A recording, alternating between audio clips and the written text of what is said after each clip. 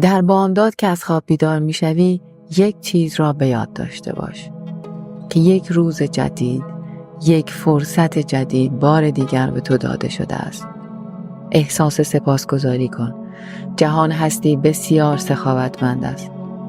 تو روزهای زیادی را هدر داده ای و بار دیگر یک روز جدید به تو بخشیده شده. جهان هستی خیلی به تو امید بسته است. تو همیشه هدر داده ای و تلف کرده ای و هیچ کاری نکرده ای. فرصتهای بسیار با ارزش و زمان و انرژی بسیاری را هدر داده ای.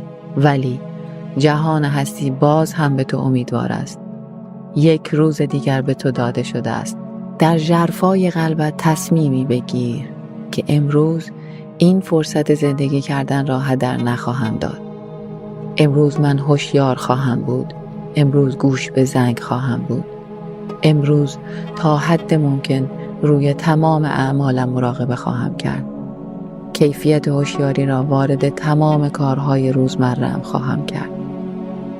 از ته دلت خوش آمدی جانانه به روز تازه بگو. احساس شکرگزاری و خوشحالی کن که جهان هستی هنوز به تو اعتماد دارد و دگرگونی هنوز هم میتواند رخ بدهد. روزت را با یک عزم بزرگ آغاز کن و زندگیت را جشن بگیر و آن را به یک ضیافت تبدیل کن.